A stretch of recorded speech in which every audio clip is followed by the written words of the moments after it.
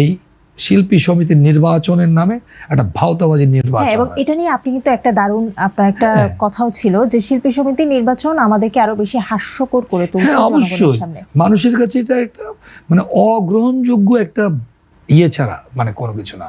এটা কিসের নির্বাচন? পুলিশ প্রশাসন দিয়ে ভরে যায় নির্বাচনের মধ্যে।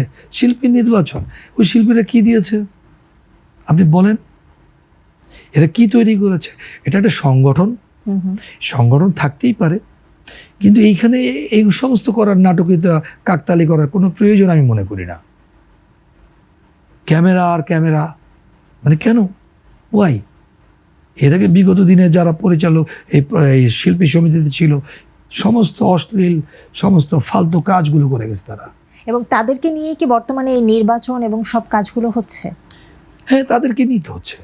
যদি কিছু মনে না করেন, আমরা কি কয়েকটা নাম শুনতে পারি আপনার? না, নাম আমি বলতে চাই না, কারণ আমার কাছে এই সমস্ত নাম আমার ধরতেই মন চায় না। এগুলো কোনো মানে আমার কাছে মনে হয় যে মানে এত নিম্নে চলে গেছি আমরা যে এই নামগুলো আমার কাছে উচ্চারণ করতে ভালো লাগে না। দেখেন, আমি কোনোদিনও আজ পর্যন্ত কখনো মানে আমি নিজের ছাড়া আমি নিজের মতো করে থাকি, কিন্তু কখনো কারো সম্পর্কে আমি বলি না, যাই না।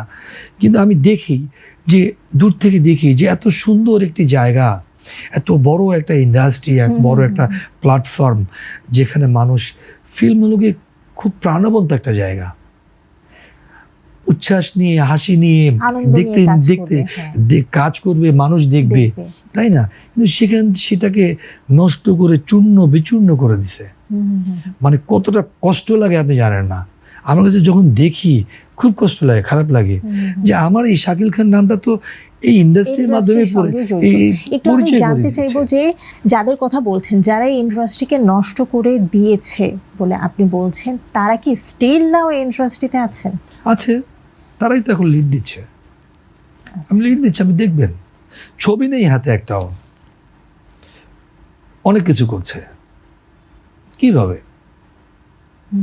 এটা আসলে অনেক অশনি একটা সংকেত বলবো। হ্যাঁ, অবশ্যই অশনি সংকেত।